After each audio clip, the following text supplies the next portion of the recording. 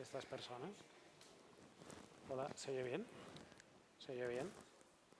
Sí se oye bien, ¿no? Sí, a ti se te oye, a mí también. Perfecto. Pues vamos a iniciar esta nueva tertulia del Círculo Ecuestre y el Club Tocqueville, y vamos a hablar de economía. Nos encontramos en una situación compleja, donde tradicionalmente los países, para afrontar situaciones de crisis económica, disponían de dos palancas con las que tomar decisiones que incidieran en la política económica y en la realidad económica del país, que eran la política fiscal y la política monetaria. La política fiscal fundamentalmente orientada a los ingresos, es decir, a los impuestos o a los gastos, ya sea gasto público, transferencias, subvenciones, etcétera. Y la parte de política monetaria, que fundamentalmente estaba orientada a la vertiente de de oferta monetaria, de dinero en circulación y de tipos de interés. O sea, podrían utilizar la palanca de tipos de interés, subiendo o bajando los tipos de interés para incidir en el mercado, o subiendo o bajando la oferta monetaria, la cantidad de dinero que hay en circulación, que después esto tiene un impacto en los precios.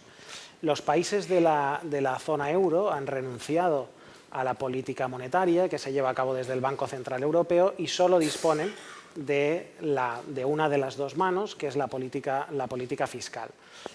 En un sistema como el español, la política fiscal la ejerce tanto el gobierno central como los gobiernos autonómicos. Y hoy veremos, también de la mano de nuestro ponente, José Andrés, que ahora presentaré, cómo la política fiscal de las diferentes comunidades autónomas puede incidir en la realidad económica de esas comunidades y del conjunto del país.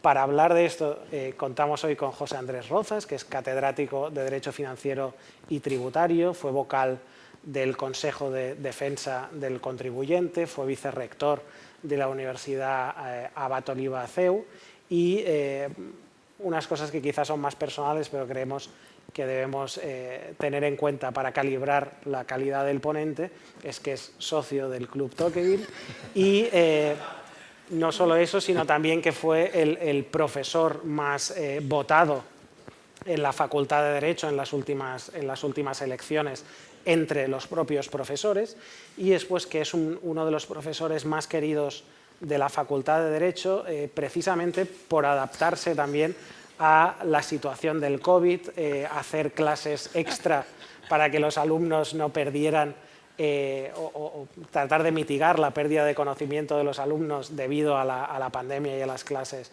online, con lo cual, además de ser una persona muy capaz para poder hablar del tema, también es una gran persona, y por eso también contamos con él hoy aquí con nosotros. Así que muchísimas gracias, José Andrés, por haber aceptado nuestra invitación. Gracias a ti, Albert. He descubierto cosas sobre mí mismo que no conocía, o sea que con esta presentación te la agradezco mucho.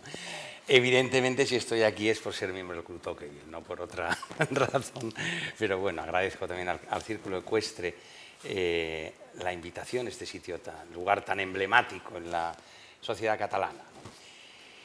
El tema que me habéis propuesto sobre el que evolucione es sobre la competencia fiscal entre las comunidades autónomas, algo verdaderamente muy candente, de actualidad, y sobre el que hay un debate intenso.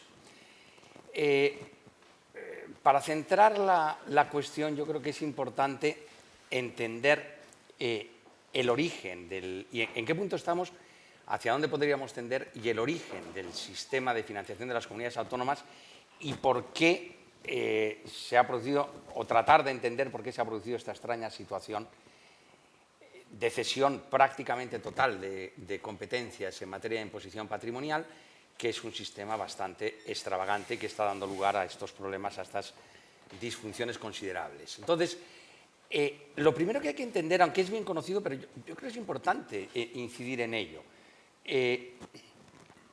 para hacerse la idea de la dimensión del gasto público, como si fueran las medidas de un modelo, pues la cosa está en 20-30, 38-12. O sea, el 20% del gasto público lo gestiona la Administración General del Estado, el 30% la Seguridad Social, esto es relativamente poco conocido, pero el 30% la Seguridad Social, el 38% en grandes cifras, o sea que si yo fuera economista no lo diría así porque me matizaríais que en realidad es un 36%, pero en grandes cifras. Y el 12% las haciendas locales. Esto evidencia que tenemos un sistema clarísimo de federalismo fiscal en el que la gestión del gasto público está completamente desconcentrada en las comunidades autónomas en el ámbito administrativo y político, lo cual tiene lógica. Ahora, también eso ha sido un proceso que ríete tú de la transición, porque veníamos de cero y en unos años pues, se ha producido una desconcentración brutal, importante y que además debería de ser más densa, a mi parecer, con el modelo que tenemos de organización, del modelo de organización social y de organización estructural de los poderes públicos. ¿Eso cómo se hizo en la práctica? Pues se hizo en dos grandes movimientos. La primera parte, como era natural, como se partía de cero, pues fue todo un modelo de transferencias del Estado que se iba haciendo a medida que se iba produciendo la transferencia administrativa, poco a poco. Con un pecado de origen que se ha mantenido.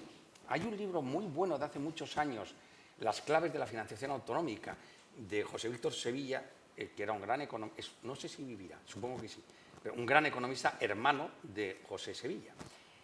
Ese libro es buenísimo y es absolutamente de actualidad, aunque es del año 2000. Lo explica perfectamente.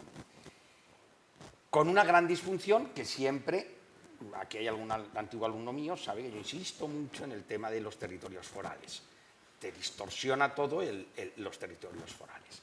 Con el territorio común, le llaman, pues se hizo a base de transferencias, vamos a hacer tipo, porque yo tiendo a ser verborreico, los alumnos también lo saben, con lo cual prefiero ponerme el reloj en la mesa. Aquí no hay riesgo de que me lo roben como me lo robaron en un aula de la Facultad de Derecho. O al menos eso quiero pensar. Bueno, pues durante la primera fase, como no había estructura de haciendas autonómicas, lógicamente, pues todo eran transferencias. Y entonces se ideó el famoso tema de la cesta de impuestos. Hay una cosa muy singular, de hecho, Cataluña es el origen de todo el sistema. Una cosa muy singular en esta historia de la llamada corresponsabilidad fiscal, y es que todo el sistema se diseña en la Universidad de Barcelona, en el departamento hermano de Hacienda Pública de la Facultad de Económicas, liderado por Antoni Castells y todo su equipo, que ha seguido trabajando en esta línea, son quienes diseñan el sistema famoso de la cesión de impuestos, de la cesta y que tenemos un sistema, podría haber sido de otro modo, pero tenemos un sistema compartido, muy imbricado, en el que hay una enorme participación y una enorme distribución de distintas competencias. Hay otros modelos de federalismo fiscal que no tienen nada que ver con él, adoptan otros. Para decirlo de una vez, a mí no me parece mal el modelo y creo que ha funcionado razonablemente, pero tiene unas pequeñas disfunciones con las que no se había contado, probablemente no se había contado, y que es lo que lo ha desestabilizado sustancialmente. Y luego lo que verdaderamente lo desestabiliza es la situación política. O sea, técnicamente el modelo sería muy corregible y muy perfectible con pocos ajustes, y de hecho las distintas comisiones que han ido trabajando sobre este tema, el último llamado Comité de Personas Expertas, pues más o menos han venido todas a decir lo mismo, las que para el sistema de financiación de las comunidades autónomas, la Comisión Lagares, la que acaba de publicar hace escasamente un año el último gran estudio sobre esta cuestión. Prácticamente todas dicen lo mismo, con sus matices, porque claro, hay que guardar las formas o hay que decir, pero prácticamente todas dicen lo mismo y sería bastante sencillo los ajustes. El problema es que políticamente no hay forma de hincarle el diente. Ese modelo de transferencias transita hacia el modelo de cesión de competencias definitivamente en el año 2001. Yo creo que esto también es importante subrayarlo en Cataluña, porque en el 2001 creo que gobernaba un señor que se llamaba José María Aznar y que gobernaba con mayoría absoluta, si no me equivoco, ¿no? La mayor desconcentración financiera que se ha hecho nunca. Pujol dijo que era lo más importante que había ocurrido en Cataluña en 300 años. Yo creo que exageró un poco. Pero bueno, pero desde el punto de vista de política financiera, desde luego que sí. Porque Aznar lo que hizo fue una transferencia colosal de recursos a todas las comunidades autónomas, utilizando el modelo diseñado por un socialista. Esto es verdaderamente peculiar, pero la realidad fue esa. Entonces, es cuando da el gran salto en términos de desarrollo las agencias o direcciones generales, pero me es igual, las administraciones tributarias autonómicas, se desarrollan el desarrollo de las competencias cedidas y desde luego de recursos financieros, pues se crecen sustancialmente los presupuestos autonómicos. En buena lógica, pues claro, se ha transferido todo el aparato administrativo del Estado. Si es que la Administración General del Estado ya es que no queda prácticamente nada. O sea, queda el servicio de la deuda pública, poca broma, y evidentemente la seguridad social. Pero lo que es Administración General del Estado, pues evidentemente no se justifican los 23 ministerios, o sea, debería de adelgazar sustancialmente. No, está todo transferido, cualquier competencia que uno piense está en manos de las comunidades autónomas. Entonces, lógicamente, el sistema financiero tiene que obedecer a ese modelo. Y por eso surge la famosa palabra de la corresponsabilidad fiscal. Pues oiga, no queremos autonomía, pues autonomía y autonomía política y autonomía financiera, pero ojo, a ejercerla. Y por lo tanto, que cada comunidad autónoma decida qué volumen de gasto público tiene, qué nivel de ingresos, que decida de acuerdo con el modelo competencial que tiene, y yo pongo a su disposición nada menos que el 50% del IRPF, el 50% del IVA, el 58% de los impuestos especiales, el 100% de algunos impuestos especiales, y luego entonces viene la disfunción, que es y transmisiones patrimoniales, actos jurídicos documentados, patrimonio y sucesiones para las comunidades autónomas. 100% y ahí se apaña. En teoría de la Hacienda es claro que eso no tiene un pase. Es una cosa absurda, no tiene ningún sentido. En teoría de la Hacienda. Y de hecho, en otros países donde se ha hecho, ha afectado sustancialmente al sostenimiento de esos impuestos, como está ocurriendo ahora. Porque este tipo de impuestos, si tienen algún sentido, y yo creo que lo tienen, o sea, luego distinguiré en la segunda parte patrimonio y sucesiones, son dos cosas distintas, lo tienen. Pero desde luego es redistributivo. Y la función redistributiva, desde donde se hace, es desde los niveles más centralizados. Esto está clarísimo. Porque si la descentralizas, produces lo que se ha generado, la competencia fiscal. Y entonces la competencia fiscal es tremendamente perniciosa, sobre todo en unos impuestos como los patrimoniales, que tienen una carga simbólica más que considerable. Y la gente lo sufre mucho desde el punto de vista de psicología tributaria. Porque en la práctica, pero desde el punto de vista de psicología tributaria, causan y se produce un debate muy intenso. Entonces es muy pernicioso y muy negativo descentralizarlo. Entonces, ¿y por qué lo hicieron? ¿Y por qué se desprenden de estos impuestos? Yo estoy absolutamente convencido, o sea, hay una razón, puede parecer asombrosa, pero estoy convencido que tiene mucho que ver, mucho que ver.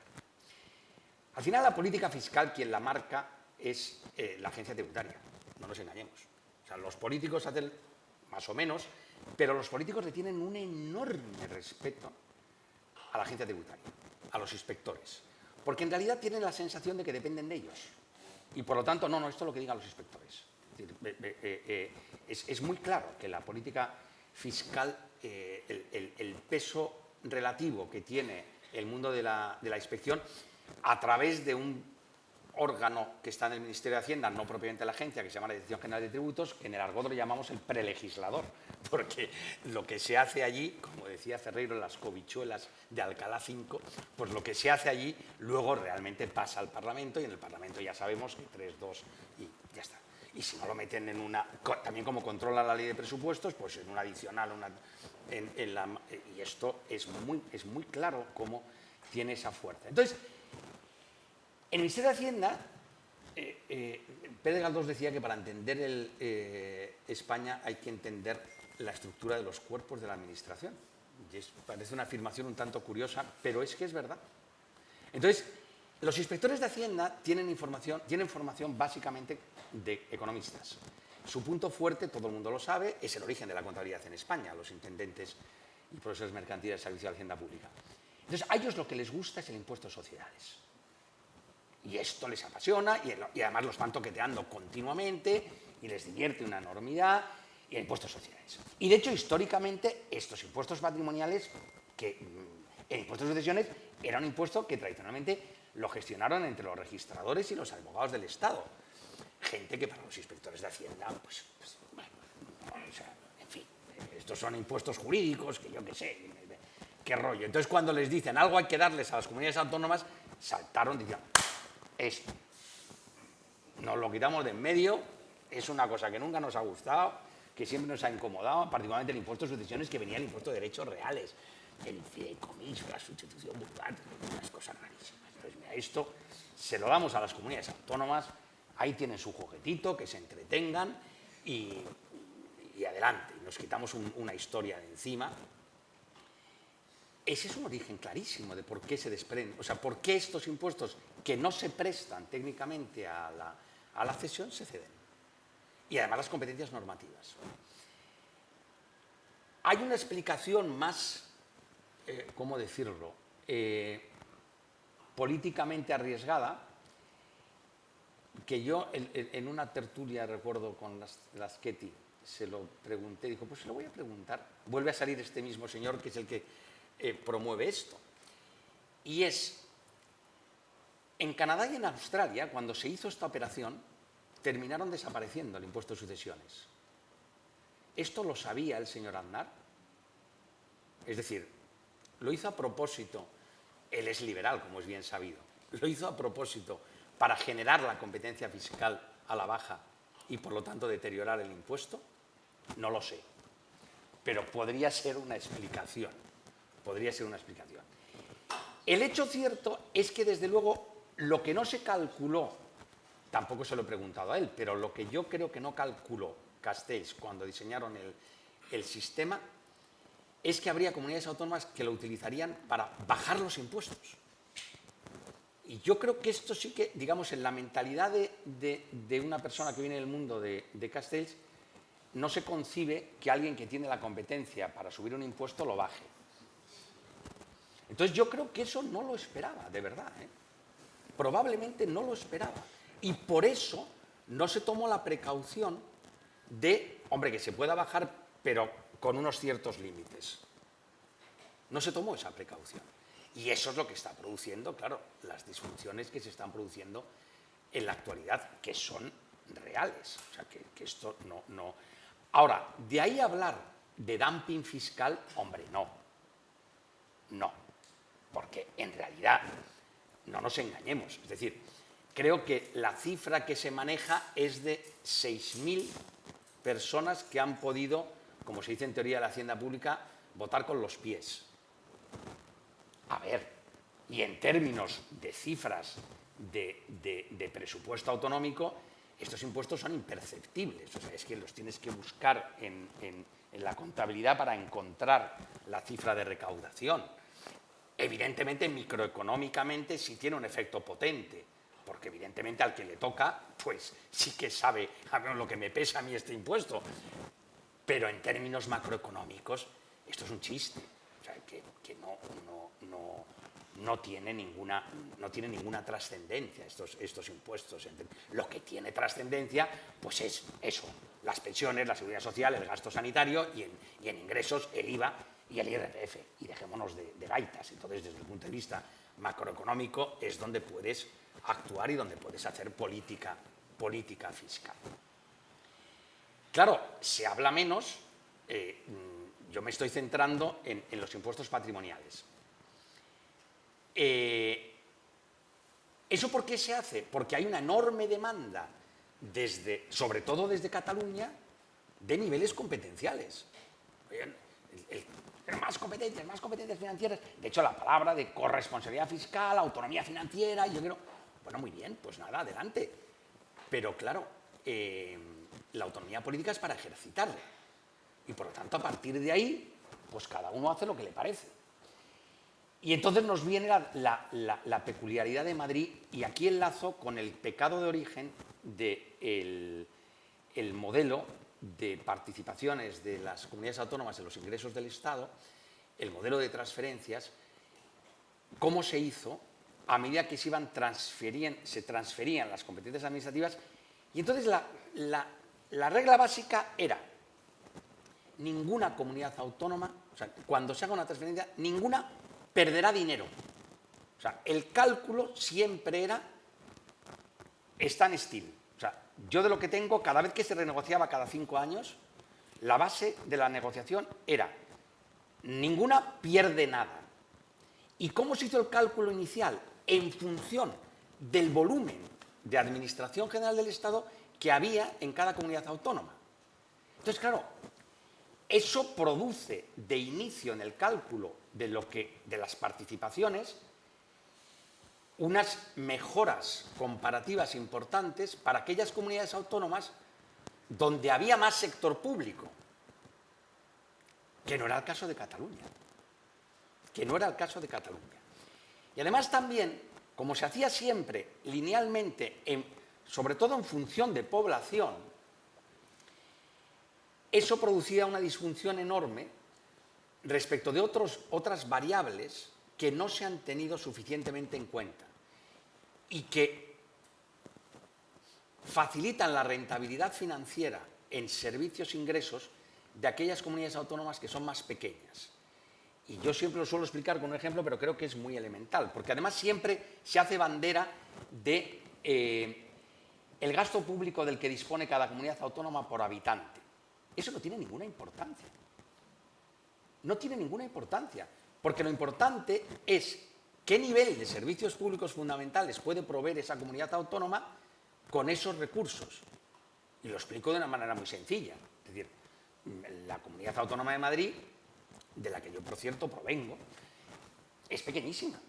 Está todo en un pañuelo. Y además tiene unas comunicaciones bastante razonables, y además la población está tremendamente concentrada en la corona metropolitana. Con lo cual, proveer servicio sanitario en la Comunidad Autónoma de Madrid es muy barato. Es muy barato. Muy barato. En cambio, en Galicia, pues a ver quién es el guapo que da servicio sanitario por las aldeas y con la población envejecida y tal, pues es mucho más caro.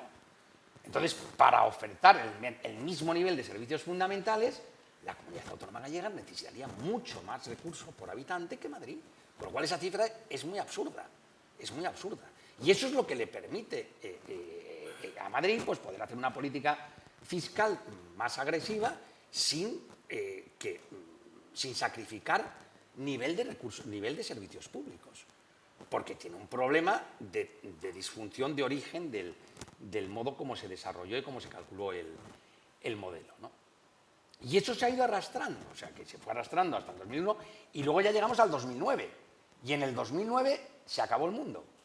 O sea, en el 2009, que además en el 2009 lo poco que se hizo fue ajustar algunas cositas del modelo del 2001, fundamentalmente para dar satisfacción a algunas reclamaciones de Cataluña.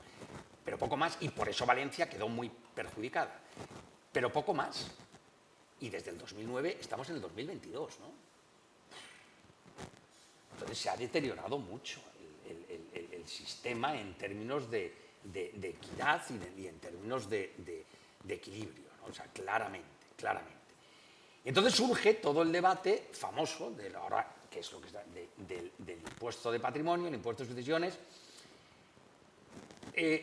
Yo para, digamos, preparar un poco esto, me he estado leyendo despacio el informe del Comité de Personas Expertas. toda la parte de imposición patrimonial. A ver, es que dice prácticamente lo que se llevan diciendo, con matices porque no pueden dejar de, pero lo que se lleva diciendo por todo el mundo, porque es lo que es. O sea, digamos, el impuesto de patrimonio, famoso impuesto de patrimonio, imposición sobre la riqueza. Ojo, no es que, o sea, digamos, en todos los países hay imposición patrimonial, ¿eh? Cuando se dice, no existe en ningún país, a ver, impuesto sobre el patrimonio de todas las personas físicas, no. Solo, curiosamente, en Luxemburgo, que además es sobre las personas jurídicas, pero que en realidad Luxemburgo es prácticamente, aunque es una jurisdicción cooperativa, tiene, claro, volvemos a lo mismo. ¿Por qué se puede permitir Luxemburgo un sistema fiscal de la señorita Pepis? Pues porque tiene muy pocas necesidades financieras. Cuando hablamos de competencia fiscal, que era el famoso tema de competencia fiscal, quien primero lo dice fue Margaret Thatcher. Y hablaba enormemente de competencia fiscal. A mí siempre me pareció una falacia como un templo de grande. Porque cuando hablamos de competencia, en términos mercantiles, ¿de qué hablamos? De una situación de igualdad. Y en políticas públicas, en sector público, no la tenemos. O sea, nosotros no podemos competir con Andorra. O sea, la situación de Andorra, pues claro, con todo el sistema de intercambio de información y la homologación en el concierto internacional, hemos firmado un convenio de doble imposición, de intercambio de información. Andorra es una jurisdicción perfectamente legítima y que le ha montado un sistema fiscal, por cierto, un antiguo inspector de Hacienda, que ahora vive allí, digamos que me parece perfectamente legítimo. O sea, pero si ahora has hecho intercambio de información con Andorra, lo que no te puedes quejar es de que se vayan a vivir allí los youtubers, que pagan un 10% de IRPF, están en su derecho. Están en su derecho. Pueden vivir donde les dé la gana. Han deshecho sus inversiones patrimoniales inmobiliarias en España y están todo el día metidos les han hecho unas normalizaciones de lujo, por lo visto, y tienen unos cochazos enormes, y cuando bajan a Barcelona, bajan con el móvil apagado y pagan en efectivo, para que no haya rastreo. Lo tienes muy difícil, ¿eh? Todos los deportistas, por ejemplo, tengo entendido que los de Fórmula 1, claro, si se pasan todo el día viajando para ahí, pues se han convertido en una especie de apátridas y cuando descansan un poco, pues descansan en Andorra. Entonces, ¿podemos competir con eso? No. No. O sea, en el concierto internacional ha cambiado el sistema, con lo cual tú ya te tienes que adaptar a la situación que tienes. Entonces, en ese entorno, el impuesto sobre el patrimonio es que los propios suecos, o sea, la socialdemocracia sueca, fueron los que empezaron a desmantelarlo. Es un impuesto que técnicamente no tiene un pase. Los alemanes lo desmantelaron por una razón, además, porque llegaron a la conclusión con toda claridad que era imposible armar un impuesto sobre el patrimonio, y en el informe se ve clarísimo, un impuesto sobre el patrimonio neto de las personas físicas que fuese ajustado en términos de equidad horizontal y de equidad vertical y que pudiera funcionar por las dificultades de valoración de los distintos bienes en particular. Entonces, un impuesto que tiene naturaleza fuertemente redistributiva testimonial, a ver, si no es capaz de lograr sus objetivos de justicia fiscal, pues mire, mejor lo eliminamos y tratamos de hacer redistribución con otras figuras tributarias y sobre todo con el gasto público. Y sobre todo con el gasto público. O sea, ya estamos en una fase en la que tiene poco sentido aquellos mitos de la progresividad fiscal desbordante. Porque en realidad, en términos, aunque se habla mucho de desigualdad, pero en términos de desigualdad real, y eso se ve muy bien también en las cifras, o sea, nuestra distribución patrimonial, particularmente de España, sobre todo en patrimonio inmobiliario, es un país muy como dijéramos, o sea, bastante plano.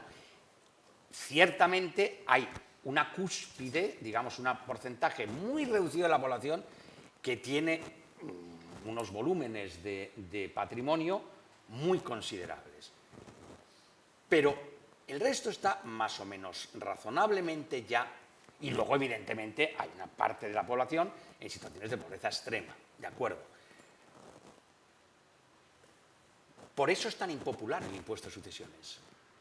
Porque ahora ya quien más quien tiene, quien más quien menos, es como aquel chiste de los comunistas. ¿A usted qué le parece que se reparta los yates? ¿Y qué le parece que se repartan los inmuebles? ¿Y qué le parece que se repartan las bicicletas? No, bicicleta no, que tengo.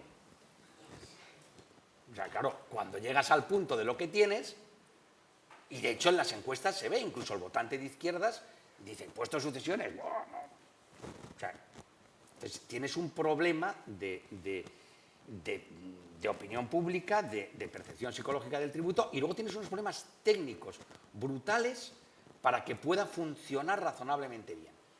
Y si a eso le añades el problema que hemos tenido en España, o sea, y si a eso le añades que encima las comunidades autónomas tienen la capacidad de desmantelarlo, y es perfectamente legítimo y legal.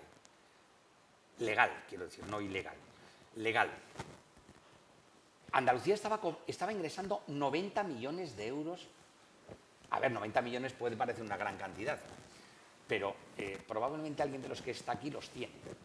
O sea que... o desde luego algún socio del círculo ecuestre. Es decir, es una cifra que macroeconómicamente es absolutamente irrelevante. Pero es que además, claro, haces el cálculo en términos de política fiscal y dices, me lo cargo, voy a traer a unos cuantos señoritos andaluces que hoy están en Madrid, eso se ve muy bien en las declaraciones de simplemente, porque en Madrid hay que seguir declarando el impuesto de patrimonio. Es verdad que hay mucha gente que no lo declara, porque también el efecto, pero hay mucha gente que lo declara y luego cuota cero. Y entonces en las estadísticas aparece, y entonces se ve mucho patrimonio, es curioso, muchísimo patrimonio rústico en Madrid. Rústico en Madrid, o sea, en el de San Lorenzo del Escorial, pues no, claro, son terratenientes que tienen los santos inocentes, ¿no? Entonces, claro, la disfunción desde el punto de vista de consecuencias en pago, pues son brutales. Y por lo tanto, impuestos que si tienen algún sentido, y lo tienen, ojo, tendrían que tener una finalidad redistributiva muy clara y por lo tanto que fuese muy transparente y muy eficientes en términos de equidad horizontal y vertical, son auténticas trituradoras de la justicia tributaria y producen agravios comparativos absolutamente espeluznantes por las políticas muchas veces arbitrarias o poco meditadas de las comunidades autónomas. Y hay ejemplos clarísimos y que al final tiene que venir pues el Tribunal de Justicia de la Unión Europea o el Tribunal Supremo a irlos remediando, cosas verdaderamente bárbaras que dices, ¿cómo es posible? Yo creo que la única vez que el Tribunal Constitucional ha puesto por escrito de algo que es injusto, utilizando la palabra injusto, no vulneración de la capacidad económica, no, esto es injusto, fue precisamente con la normativa valenciana de impuestos de sucesiones que limitaba la aplicación de la bonificación del 99%, pero bueno, para el caso patatas, de la cuota a los herederos que fuesen residentes en Valencia. Entonces, claro, eran tres hermanos, dos residentes en Valencia y uno el pobre en Murcia. Y resulta que se encontraron con que el de Murcia tenía que pagar 200.000 euros y sus hermanos 2.000. Pero ya, esto es insoportable. Es una cosa que, claro, hasta el Tribunal Constitucional tiene que decir esto es injusto. Entonces, pero pasaron 20 años, ¿eh? Pasaron 20 años de aplicación demencial, de una norma absolutamente demencial. Y lo que ha pasado, que lo sabe muy bien, con los no residentes, pues otro tanto. O sea, unas cosas verdaderamente peregrinas y absurdas en términos de normativa. Y eso, ojo, ahí sí que no tenía ninguna culpa las comunidades autónomas. Era el poder estatal, el legislador estatal, la agencia tributaria, digamos las cosas con toda claridad, la que se empeñaba en aplicar una cosa que no tenía ni pies ni cabeza. Entonces, a partir de ahí, desde el punto de vista de futuro. Cosas que se podrían hacer, a mi parecer, a mi entender, a corto plazo, con muy poco, digamos, con muy poco esfuerzo, simplemente un poco de acuerdo en técnica normativa y que tendría, y que además tendría un efecto sustancialmente positivo. Porque además también, claro, ojo, que aquí un tema, cuando hablamos de competencia fiscal, nos tenemos que mover en una perspectiva. La actual catedrática de Derecho Tributario en Oxford, que es una israelita muy brillante, Shili Dagan, tiene un libro buenísimo sobre los problemas de competencia fiscal y coordinación en el ámbito de fiscalidad internacional, pero que es perfectamente aplicable a nuestro entorno, digamos, cuando planteamos cuestiones intraterritoriales, de lo que se llamaba derecho interregional. Y utiliza la palabra interdependencia. Y utiliza la teoría de juegos, que los economistas conocéis muy bien, aplicada a la política fiscal. Esto se ha visto muy bien ahora con el impuesto, por ejemplo, sobre servicios digitales especiales. Y es que el mundo se ha hecho muy pequeño, la globalización es lo que es, la digitalización es fortísima y la posibilidad de votar con los pies, digamos, de transferirse, ya no es solo una cuestión que afecta a las personas jurídicas, también a las personas físicas. Y entonces tú no puedes tomar decisiones en política fiscal como si vivieras en el siglo XIX con una muralla y no. Tienes una situación de interdependencia, tienes que estar pendiente de lo que va a hacer el de al lado y de la consecuencia que va a tener, o sea, de lo que vas a hacer tú, qué reacción va a tener el de al lado, que es la teoría de juegos, el prisionero. Porque como la interdependencia es tan brutal, pues no puedes, o sea, tienes que tener en cuenta con que, aunque tú quieras que las cosas sean de un determinado modo, te van a cambiar el plano. O sea, que te lo van a cambiar, porque no puedes estar haciendo lo que a lo mejor a ti en tus teorías de lograr la revolución agrícola con la política fiscal que estudiaste en el Capital de Marx, pues te gustaría. Pero es que eso ya no es así. Eso ya no es así, porque claro, lo que te pasa, aquí tenemos un insignia italiano, ¿por qué el Madrid perdió la Liga cuando se fue Ronaldo? Por una cuestión tributaria. Porque en Italia tienen un sistema de atracción de grandes patrimonios que es tarifa plana respecto de lo que ganas en el extranjero. Con lo cual, Ronaldo salió de aquí con una sanción en un acuerdo con la agencia tributaria de 14 millones de euros y entró en Italia 100.000 euros tarifa plana por todo lo que ganas en el extranjero. Oye, fantástico. Eso pero es que eso en Portugal lo mismo, en Grecia lo mismo. Claro, entonces tienes pues, todos los alemanes jubilándose en Portugal cuando podrían hacerlo maravillosamente en Málaga. Que eso es lo que se plantea el señor Moreno. Pues oiga, yo deflacto la tarifa, quito patrimonio y consigo. Porque una cosa que no se piensa mucho es que para redistribuir hay que producir. Un pequeño detalle, pero es algo que muchas veces se pierde de vista, que para redistribuir primero hay que producir. Y entonces, en la medida en que es la historia de Irlanda en términos de fiscalidad internacional. Claro, Irlanda, cuando la crisis, a lo que se negó por completo es a que el señor Sarkozy le subiese el impuesto a sociedades, porque eso no, me va a tocar cualquier otra cosa, pero la política fiscal no. Porque yo estoy viviendo de qué? De ser el puente, porque hablo inglés, ventaja que tienen, y además tienen euro, ser el puente de las multinacionales norteamericanas para canalizar las inversiones en Europa. Entonces les cobro poquito y lo que me generan de negocio, que son de toda la vida lo han entendido los holandeses, y por eso el centro de la política fiscal es Holanda, en ese sentido. Entonces, claro, no puedes seguir haciendo estas cosas extrañas, manteniendo este impuesto extravagante, una cosa que a todo el mundo le pasma, que es... Busca otras fórmulas para hacer tributar a la riqueza. Acabo de mencionar Holanda. En Holanda el patrimonio de las personas físicas tributa. Ah, pero ¿tiene un impuesto de patrimonio? No, pero en el impuesto sobre la renta hay que declararlo, hay unos coeficientes y entonces el que tiene mucho patrimonio paga un poquito más, pero discretamente, suavemente me mata con su canción y no produce altercados internacionales ni físicamente, digamos, ni visualmente es tan agresivo. Es tan agresivo. Entonces hay modos de hacer política redistributiva. Depende de si estamos hablando de los inmuebles o estamos hablando de activos financieros O, por ejemplo, y depende de qué. En Italia, curiosamente, en cambio, los inmuebles que tienes en el extranjero sí pagas un impuesto adicional. ¿Por qué? Porque no estás pagando el impuesto local en Italia. Porque, claro, también, por ejemplo, en Estados Unidos, el impuesto... ¿En Estados Unidos no hay impuesto sobre el patrimonio? Hombre, no hay impuesto sobre el patrimonio de las personas físicas. Sobre el patrimonio global de las personas físicas, no. Pero hay un impuesto sobre la propiedad inmobiliaria que quita el IPO. ¿También por qué? Porque va a los ayuntamientos, y los ayuntamientos son los que sostienen el sistema de enseñanza local. Y tiene otras disfunciones, pero quiero decir, la riqueza en todos los países se sujeta a gravamen, la titularidad, pero con fórmulas técnicas mucho más operativas. Y aquí, en cambio, tenemos una técnica nefasta, porque es un impuesto extravagante, lleno de disfunciones. A ver, en los inmuebles genera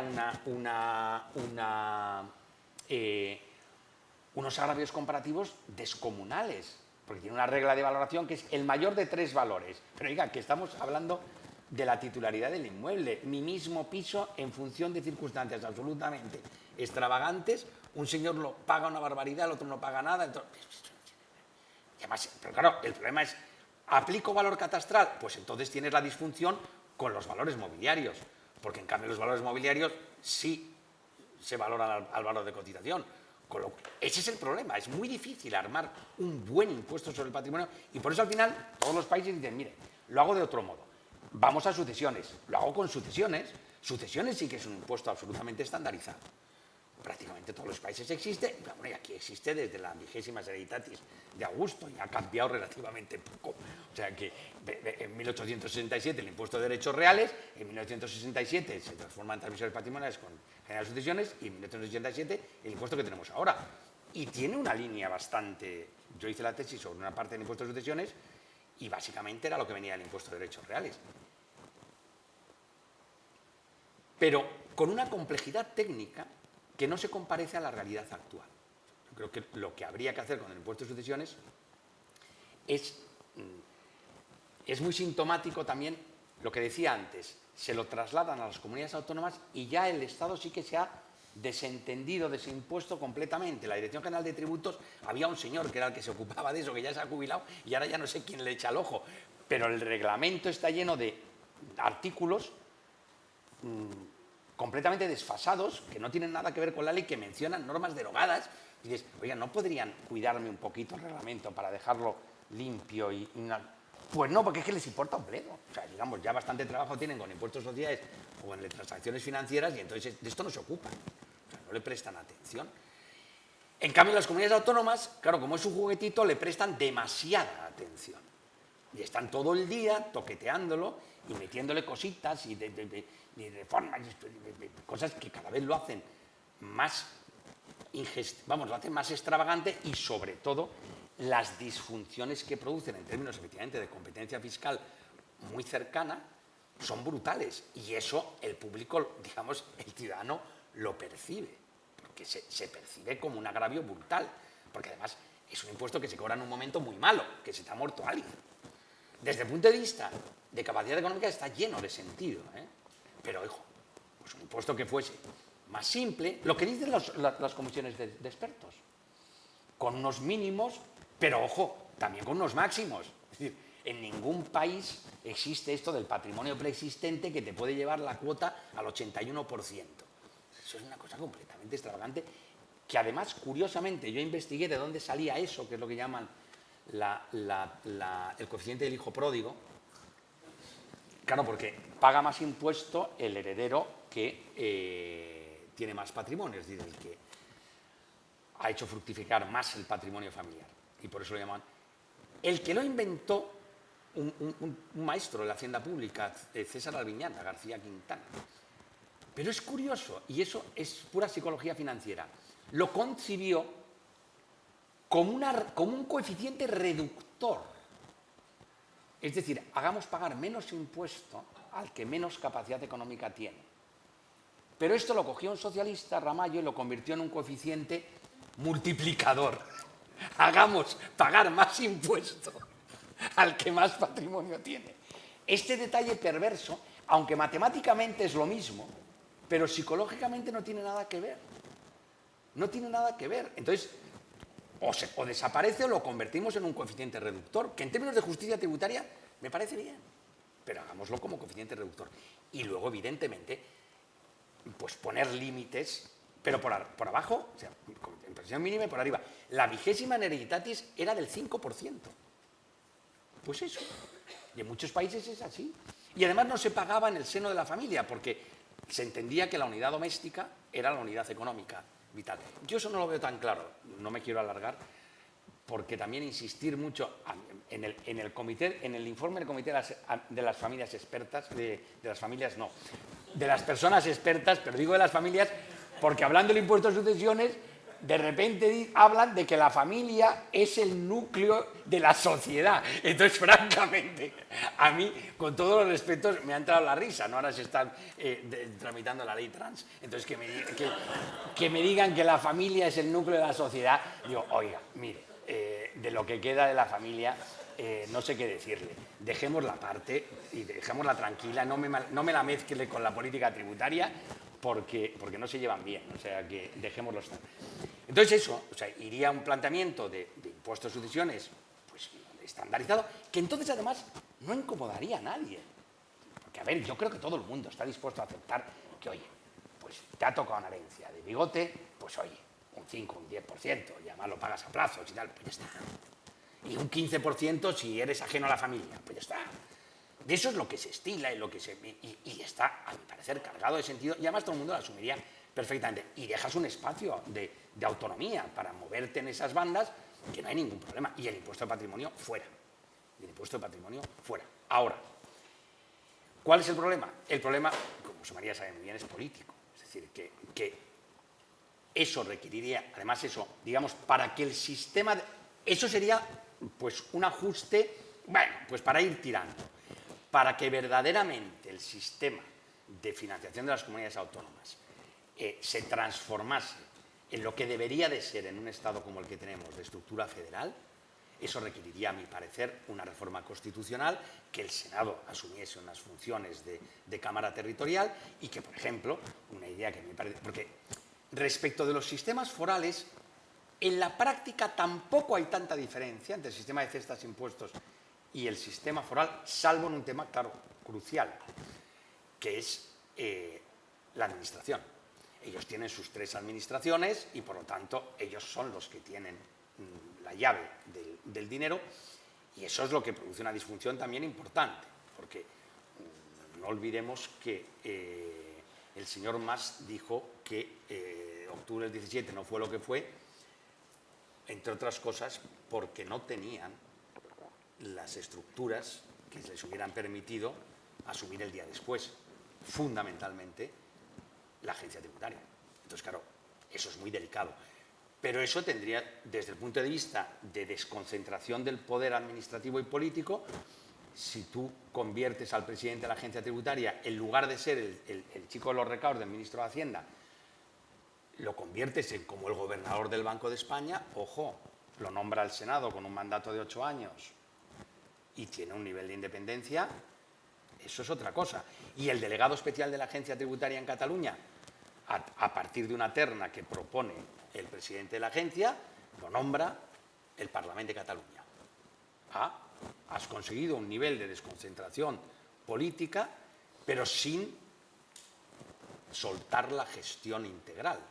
Pero esos son sueños oníricos y eso es política onírica y es cosas que podrían llegar a pasar, y evidentemente para equilibrar el sistema de financiación desde el punto de vista territorial exigiría un incremento sustancial del cupo y de la aportación, solo del cupo y de la aportación. Porque, ojo, y termino con esto, a la chita callando, es curioso, una cosa que ha pasado bastante desapercibida es que se ha transferido al País Vasco, curiosamente, la gestión del sistema de seguridad social, pero no la caja. ¿Por qué? Cuando se hacen las cuentas de las balanzas fiscales, qué curioso, nunca se introduce en la cuenta de la balanza fiscal la seguridad social. ¿Por qué será, Albert? pues será porque sale tremendamente deficitario, sobre todo para el País Vasco y para Cataluña. Con la subida de las pensiones, o sea, para también hacernos idea de las cifras, he dicho antes que la recaudación del impuesto de patrimonio en Andalucía eran 90 millones. Bueno, la subidita de las pensiones van a ser 16.000 millones más. Este año ha habido una transferencia de la Administración General del Estado a la Seguridad Social de 46.000 millones. ¿El País Vasco ha hecho alguna transferencia? No. Cero. Claro, por lo tanto, la caja no la quieren, ¿eh? La caja no la quieren. Pero claro, a ver, que la caja siga siendo redistribución en sentido estricto y que la sigamos financiando entre todos, también en el particularmente envejecido País Vasco, pero que en cambio ahora la carta que llega, que te pagan la pensión, viene con el emblema del País Vasco y que la oficina, tú tienes la impresión de que es la Administración del País Vasco quien te está pagando la pensión, aparte de que, claro, eso produce también desde el punto de vista de presencia territorial ya el fin de la presencia de la Administración General del Estado en el País Vasco. Ya lo único que queda, si decimos que Correos es Administración General del Estado, ya lo único que quedan son las oficinas de Correos y los guardias civiles en las fronteras, porque el Ejército también ha desaparecido ya, había un último cuartel, creo, en San Sebastián, que también ha desaparecido. Claro, el País Vasco sí que está en condiciones en un momento determinado ya de dar el paso, y además tiene la caja. Bueno, he hablado más de lo que debiera y a partir de aquí... Pues muchísimas gracias, José Andrés. Hemos hablado han salido muchos temas, hemos hablado de patrimonio, de sucesiones, de federalismo fiscal y también de futuro. Y creo que hemos hablado poco de Cataluña y yo te quería hacer una pregunta para romper el hielo y después daré paso a las preguntas de los asistentes. Y es, ¿a qué crees que se obedece esta proliferación de tributos autonómicos y de algunos tributos de ellos que incurren en una posible doble imposición, como puede ser el del impuesto de CO2 de la Generalitat, ¿no? A ver, mis alumnos saben que yo siempre digo que la doble imposición no está prohibida en la Constitución. Hay constituciones que la prohíben, en la nuestra no está prohibida. Es más, hay dobles y triples imposiciones y no pasa nada, o sea que no es un problema de inconstitucionalidad. A partir de ahí, bueno, la agencia tributaria catalana, nuestros alumnos les propone talleres para imaginar nuevos impuestos propios, cosa que a mí siempre me ha parecido una cosa divertida. No sé si alguna de esas ideas las han sacado en esos talleres. Claro, creo que en este momento estamos en 19. Es verdad que algunos se han declarado inconstitucionales. Pero, ojo, pero también te diré una cosa, hay ideas muy originales o muy buenas.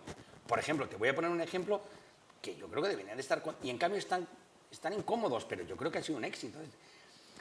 El impuesto sobre depósito de residuos, con las tarifas en función de si es incineradora, si son residuos industriales, si son el tema de la bonificación para la recogida selectiva de la orgánica. Eso es un invento de Cataluña. Un invento buenísimo, cargado de sentido, con una enorme lógica en términos de política medioambiental y que ha sido un éxito. Y otras comunidades autónomas lo han copiado. Y no solo ha sido un éxito, sino que el Estado, en la ley de residuos de este año, ha dicho, esto está muy bien. Entonces lo ha convertido en impuesto estatal y lo ha cedido a las comunidades autónomas, lo ha introducido en la ley.